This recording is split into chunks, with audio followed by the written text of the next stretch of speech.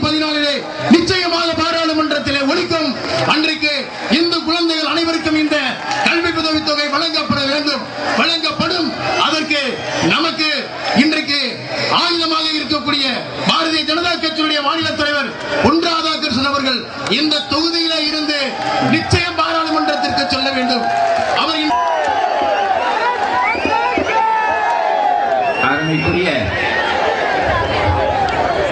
ஜூலை போராட்டத்தின் வாயிலாக மத்திய அரசாங்கத்திற்கு போல சீக்கியர்களைப் போல பௌத்தர்களைப் போல இந்த நாட்டிலே பிறந்திருக்கக்கூடிய பெரும்பான்மை சமுதாயமான இந்து குழந்தைகளுக்கும் கல்வியிலே சமநீதி சலுகைகள் வேண்டும் என்பதற்காக இந்த இடத்திலே திரண்டிருக்கக்கூடிய பாரதிய ஜனதா கட்சியினுடைய தேசிய உள்ளங்களே உங்கள் அத்தனை பேருக்கும் எனது வணக்கங்களை சொல்லி மத்தியிலே ஆண்டு கொண்டு வைத்து 2005ஆம் ஆண்டிலே நீதி அரசர் சச்சான் அவர்களாலே குழந்தைகள் எல்லாம் அவர்கள் அத்தனை பேரும் கரவொலியோடு நீங்கள் வாழ்த்த வேண்டும் என்று நான் கேட்டுக்கொள்கின்றேன்.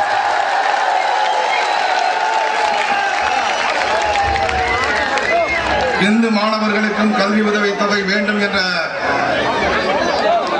கோரிக்கையை வலியுறுத்தி இங்கே நடைபெற்றுக் கொண்டிருக்கக்கூடிய ஜூலை போராட்டத்தினுடைய தலைவர் மரியாதைக்குரிய மாவட்ட இளைஞரணியினுடைய தலைவர் சேகர் அவர்களே மற்றும் இந்த போராட்டத்திலே கலந்து கொண்டு தங்களுடைய கோரிக்கையை வென்றெடுப்பதற்காக உரையாற்றுவதற்காக வருகை தந்திருக்கக்கூடிய மாவட்ட மாநில அகில இந்திய உரிமைக்காக போராடிக் கொண்டிருக்கின்றார்கள்.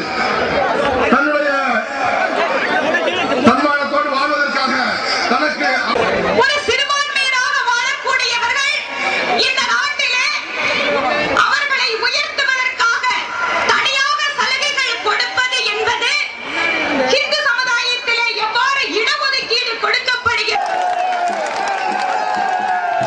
மாநில இளைஞரணி தலைவர் பாலகணபதி அவர்களுக்கும் மாநில தலைவர் வாழன் காமராஜருக்கும் நினைவு பரிசு வழங்குகின்றார்கள்.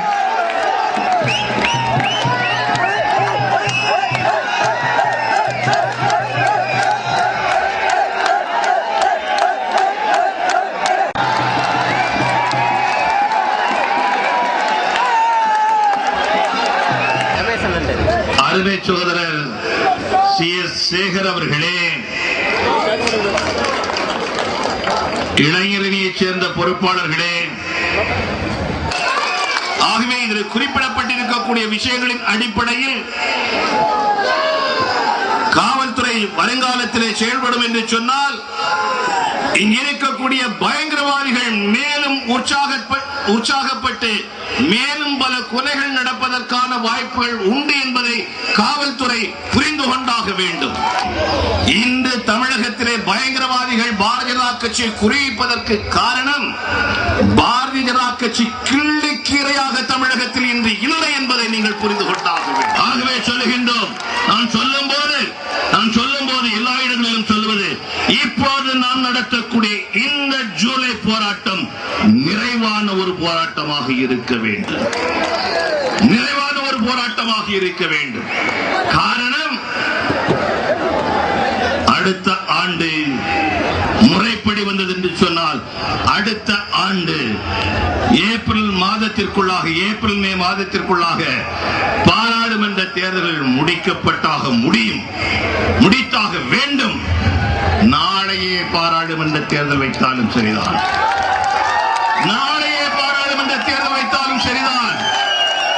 இந்த நாட்டிலே பாரதிய ஜனதா கட்சி வெல்வது உறுதி. எந்த நரேந்திர மோடி பிரதமராவது உறுதி. ஆகவே பாரதிய ஜனதா கட்சி நாம் சொல்கின்றோம், கடந்த காலங்களிலே நாம் போராடி இருக்கின்றோம். ஏழை இந்து குழந்தைகளுக்கும் தாய் என்று பிச்சை கேட்டது போல் நாம் போராடி கொண்டிருக்கின்றோம். பல பேர் சொல்கின்றார்கள் இது மத ரீதியான கூட்டம் என்று. அவர்களுக்கு சொல்ல விரும்புகின்றேன், மற்ற கட்சியைச் சேர்ந்தவர்களுக்கு சொல்ல விரும்புகின்றேன், அனைத்து மதத்தைச் சேர்ந்தவர்களுக்கு சொல்ல விரும்புகின்றேன்.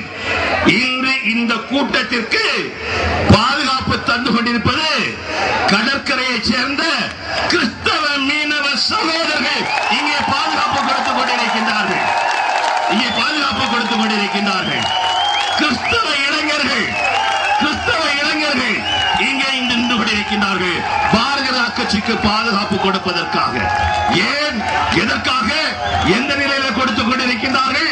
பாரதிய கட்சி தர்மத்திற்காக போராடி கொண்டிருக்கிறது, நியாயத்திற்காக போராடி கொண்டிருக்கிறது. இது அவர்கள் உணர்ந்திருக்கக்கூடிய காரணத்தினாலே எம் சகோதரர்கள் நமக்கு இந்த பாதுகாப்பை கொடுத்துக் கொண்டிருக்கின்றார்கள்.